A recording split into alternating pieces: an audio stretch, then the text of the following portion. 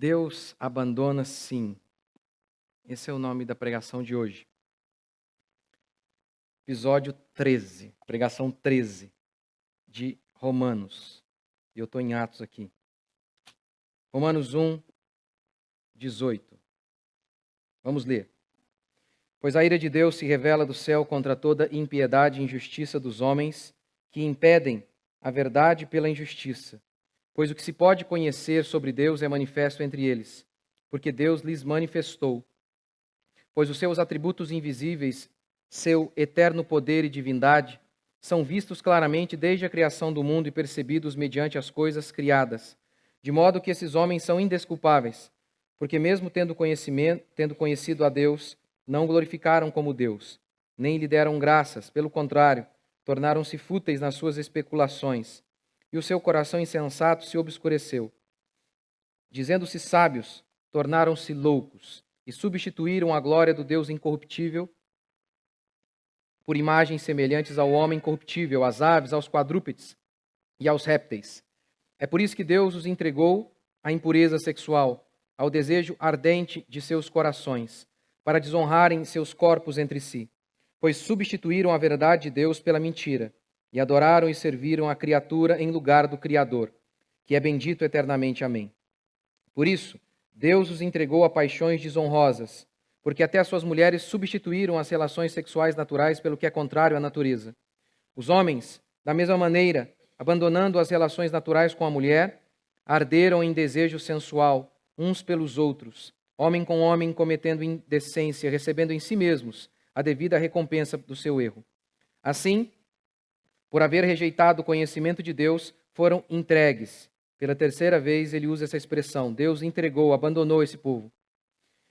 Entregues pelo próprio Deus a uma mentalidade condenável, para fazerem coisas que não convêm, cheios de toda forma de injustiça, malícia, cobiça, maldade, inveja, homicídio, discórdia, engano, depravação, sendo intrometidos, caluniadores, inimigos de Deus, insolentes, orgulhosos, arrogantes, inventores de males, desobedientes aos pais, insensatos, indignos de confiança, sem afeto natural, sem misericórdia, os quais, conhecendo bem o decreto de Deus que declara dignos de morte os que praticam essas coisas, não somente as fazem, mas também aprovam os que as praticam.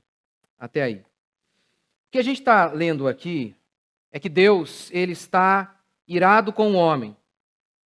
E os homens são indesculpáveis de seus pecados, porque tendo conhecimento de Deus, não o glorificaram como Deus. Essa é a expressão que Paulo diz. Vocês não são vítimas. Vocês não são pessoas inocentes, pessoas que não sabiam o que estava envolvido. Vocês são malignos, vocês tinham o conhecimento, mas vocês deliberadamente optaram por furar seus próprios olhos e se tornaram cegos para as coisas de Deus. Ok, vocês são indesculpáveis. Mas o problema é que a pregação moderna, oriunda desse pastor moderno, trata as pessoas sempre como vítimas. As pessoas são sempre vítimas, ou vítimas do diabo, ou vítimas de algum falso pastor enganador. Olha, elas podem ser até vítimas de Deus, elas nunca são culpadas. As pessoas nunca são culpadas. Pelo contrário, eles chegam até a dizer, olha, o pecador, ele já está quebrado, ele não precisa ouvir uma pregação que o quebre mais ainda, ele precisa de consolo. Não. Veja, por exemplo, um viciado, que por conta de seu vício perdeu o emprego. Ele não está triste porque ele ofendeu a Deus, porque ele magoou as pessoas que estavam próximas dele. Não. Ele está triste porque agora ele se vê sem amparo, sem dinheiro. É por isso que ele está triste. É isso que a Bíblia diz, que nenhum homem, sozinho, por si mesmo, se aproxima de Deus com motivações puras. Ninguém, diz Paulo aqui em Romanos, eu vou tentar provar isso para você ao longo das próximas pregações. Não há um que busque a Deus. Todas essas pessoas, quando buscam a Deus, na realidade, veem em Deus não a esperança e a certeza da verdade. Eles não estão nem preocupados com isso. Querem apenas alívio imediato para suas angústias, suas mazelas e seus problemas. De maneira que, se um toco, um pedaço de madeira, os satisfizesse, resolvesse seus problemas, eles, sem pestanejar, adorariam esse toco de madeira.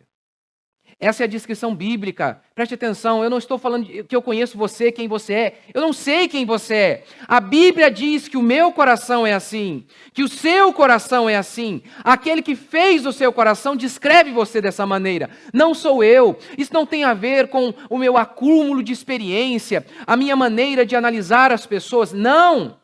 É o que a Bíblia diz a meu respeito e a seu respeito. E eu creio.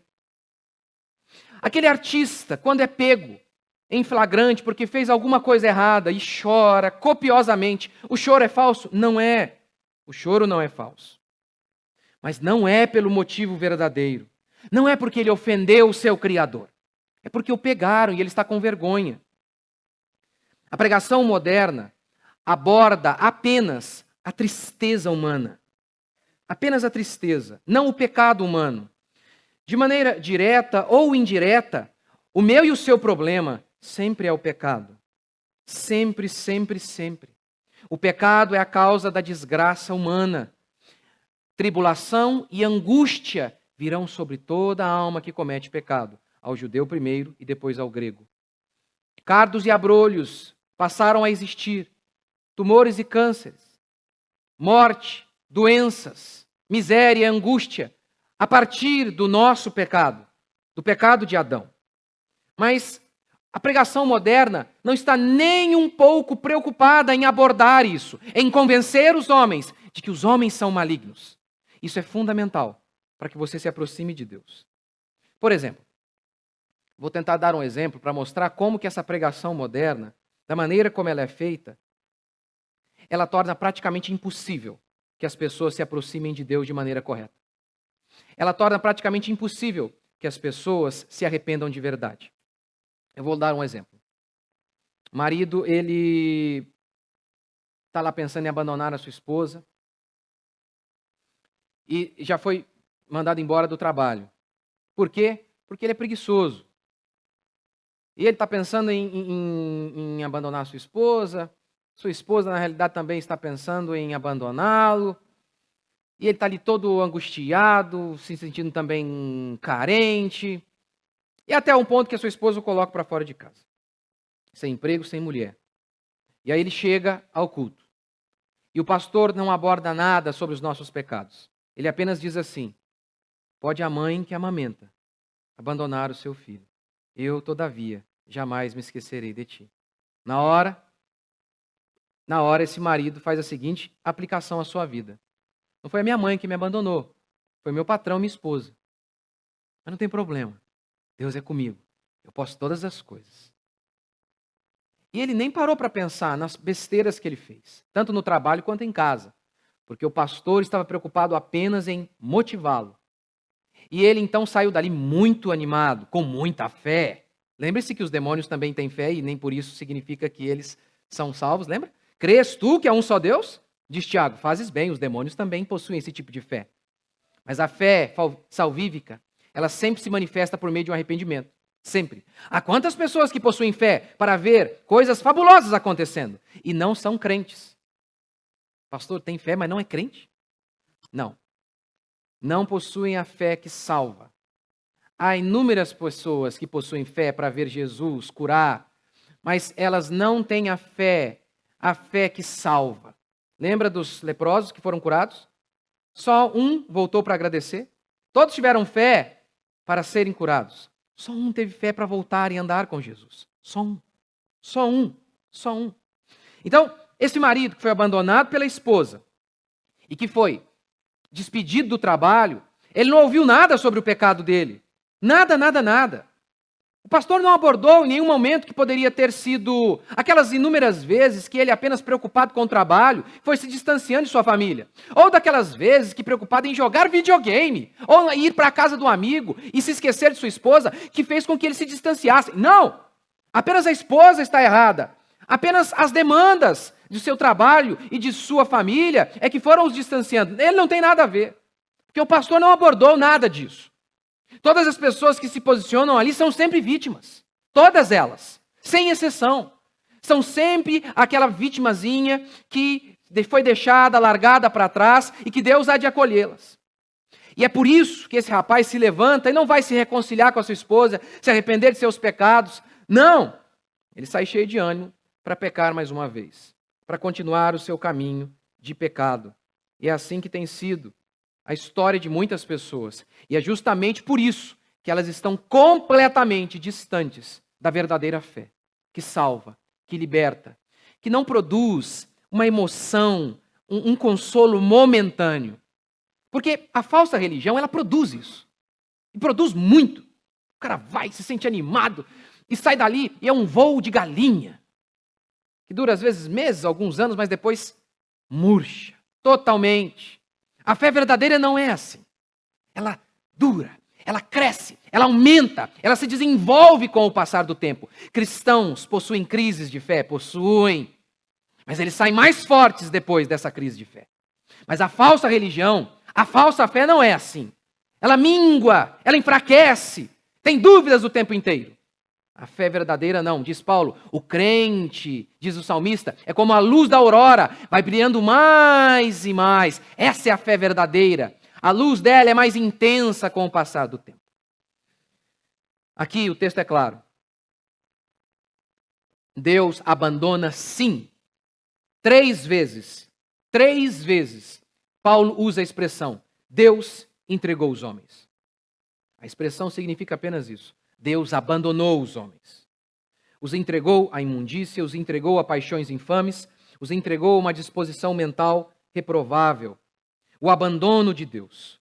O juízo de Deus, inúmeras vezes, se manifesta assim.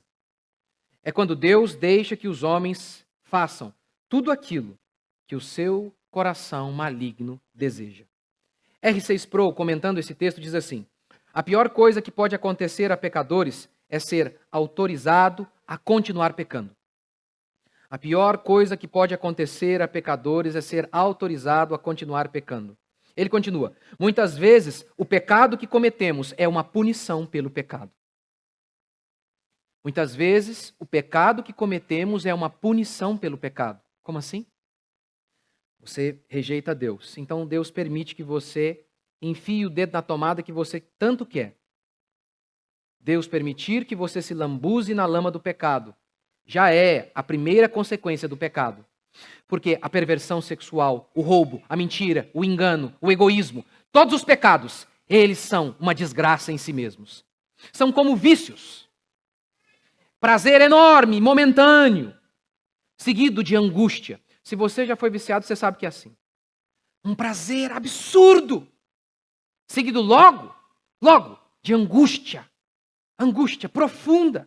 E por isso é necessário se viciar e se drogar mais e mais e mais e mais. É um vazio constante. Note o que diz o Salmo 106:15. Concedeu-lhes o que pediram, mas fez definhar-lhes a alma. Ah, vocês querem? Eu vou dar a vocês o que vocês querem.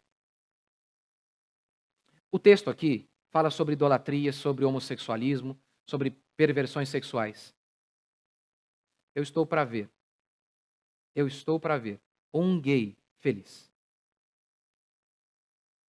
que não luta com crises constantes de suicídio, depressão, ansiedade, angústia. Eu estou para ver. Estou para ver. Ele diz, angústia, miséria. Por pecar, o homem rejeitou a Deus. Para punir o homem, Deus deixou que o homem pecasse. Deus freia a maldade humana, mas às vezes ele solta esse cavalo selvagem. E isso é a punição. Já é a punição de Deus sobre o homem. É como se o homem fosse um vulcão e Deus o mantivesse estabilizado. Mas o homem insiste tanto em pecar que Deus diz, ok, vá. Realize seus sonhos, então. Vá lá, bata a cabeça da maneira que você quer. Veja alguns freios que Deus põe nas nossas vidas. Primeiro grande freio, pais. Pais firmes são a manifestação do amor de Deus sobre nós. Pais que dizem, não, você não vai. Não, você não vai fazer isso. Mas fulano faz. E aí aquela frase corriqueira de qualquer mãe, pai: você não é todo mundo. Não, não, não, não, não. Pais são freios. Mas inúmeros jovens insistem e insistem em desobedecer e em desonrar seus pais. Coração maligno, dizendo o tempo inteiro: não vejo a hora de me ver livre, de sair daqui. E Deus diz: ok, então vá. Então vá. E aí eles vão.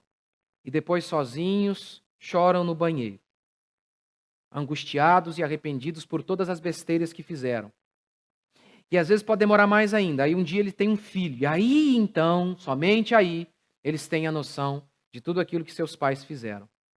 Os pais são freios. São a manifestação de Deus nos segurando. Nos segurando.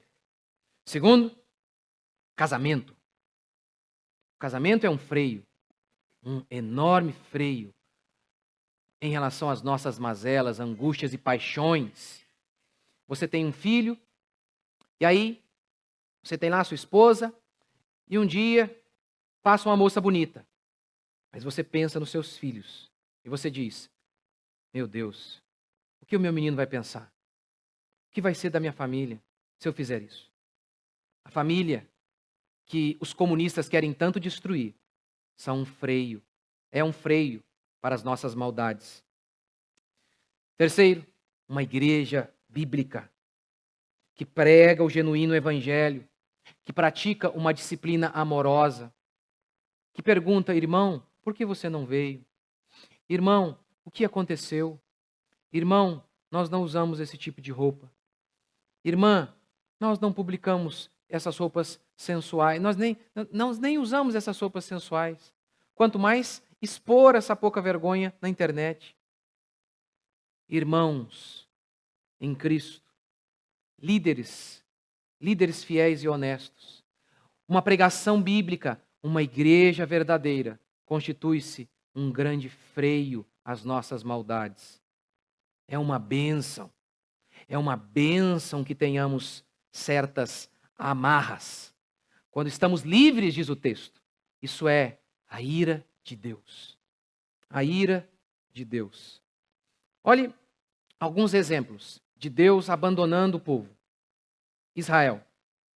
Israel insistiu e insistiu em pecar. E Deus disse: ok.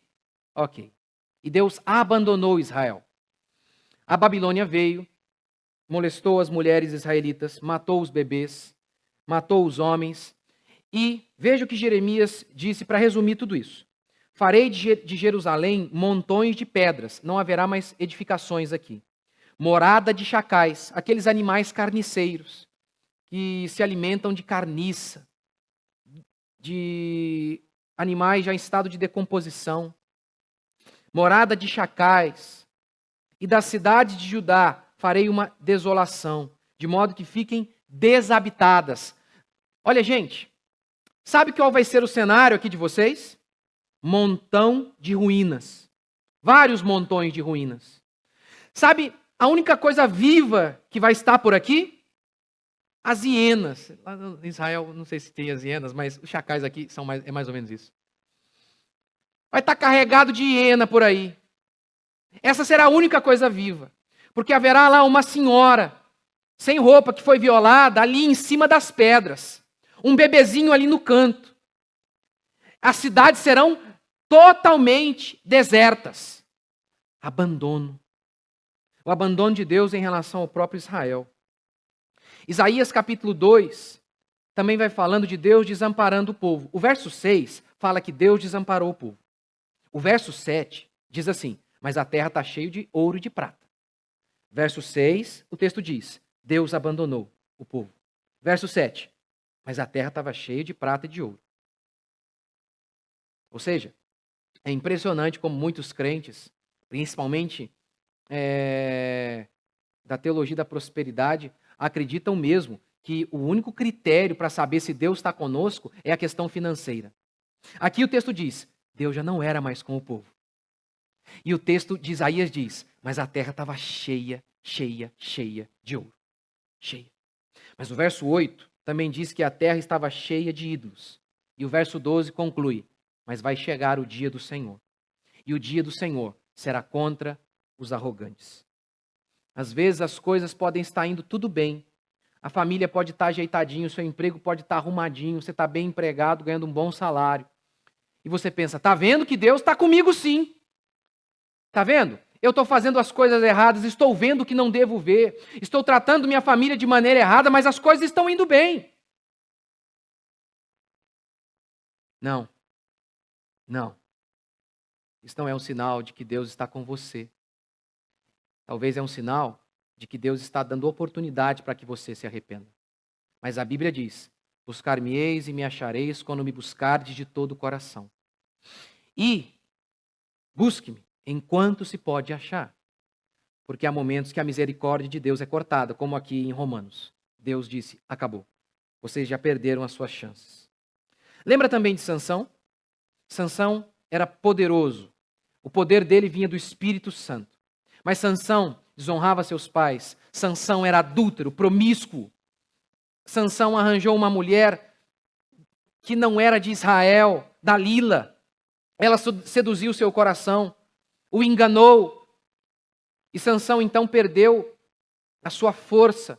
Todo mundo lembra da história. Ela, de onde vem a sua força, Sansão? Ele, angustiado, cansado de ouvir a mulher o tempo todo, falou: meu cabelo. É claro que não era o cabelo era só um símbolo.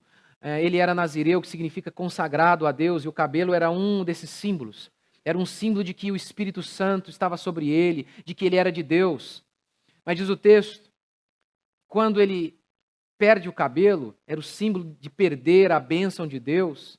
Diz o texto assim, diz o texto que o Espírito Santo não era com ele mais. E aí vieram inimigos, e ele foi contra eles. Mas olha o que diz o texto. Sairei e me livrarei como das outras vezes. Mas ele não sabia que o Senhor havia se retirado. Quantas vezes as pessoas ainda não notaram, pessoas que frequentam a igreja, pessoas que podem até serem chamadas de crentes, como Sansão era, e já não notam que Deus já não é mais com elas. Elas não percebem que a mão de Deus não está mais ali com elas. Só percebem quando é tarde, quando seus olhos são furados, quando são levadas algemadas, como foi Sansão, e acabou seus dias numa prisão, sendo motivo de chacota entre muitas pessoas. No final, pela graça de Deus, Sansão se arrependeu, mas mesmo assim, morreu lá, morreu na cadeia.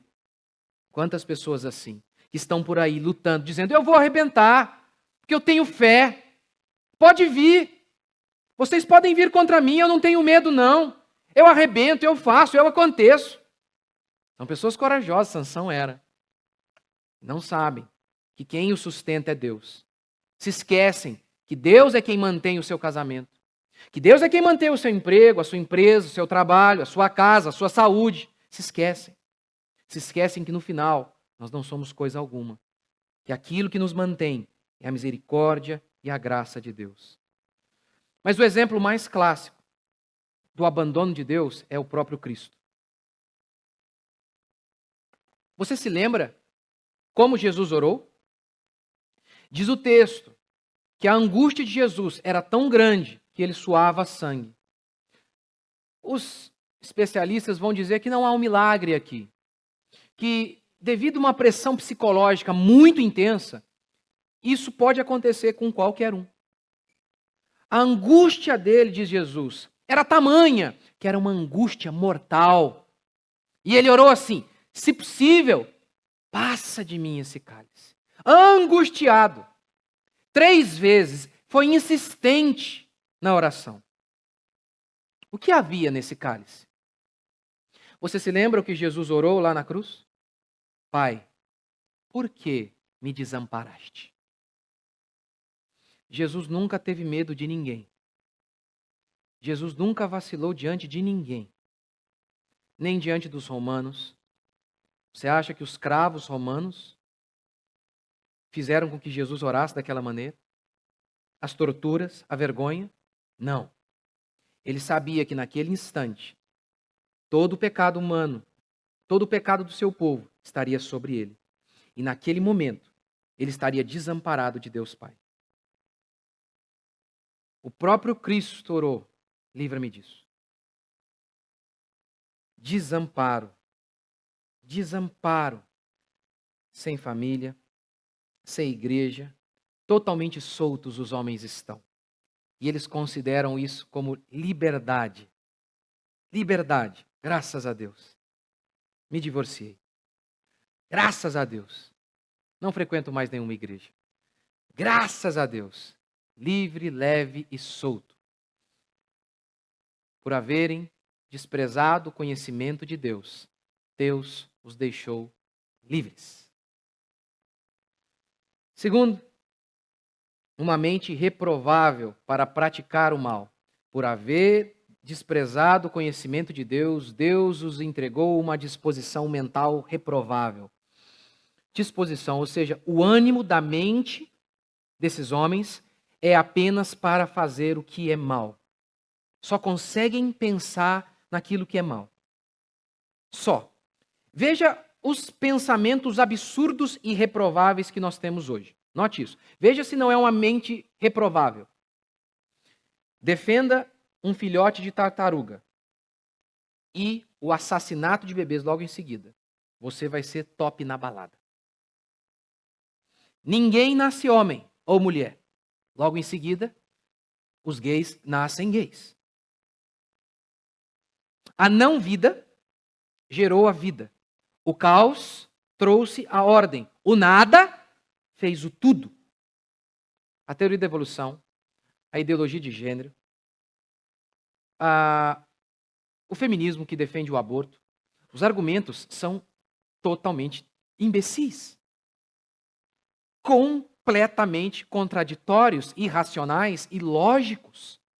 Completamente. Mas por quê? Todos esses pensamentos absurdos existem para aprovar os seus comportamentos. Note o que diz o texto. Deus os entregou a uma disposição mental reprovável para quê? Para praticarem coisas erradas. Meu querido, pense assim, ó. É o que é chamado de disfunção cognitiva. Imagine que você quer adulterar. Você quer adulterar. Você quer sair com uma moça. Você tem uma esposa, mas você quer sair com uma moça. Você tem dois caminhos. Dizer, eu sou um canalha, isso que é errado, mas eu vou fazer. O problema é que as pessoas não conseguem manter isso por muito tempo. Não conseguem.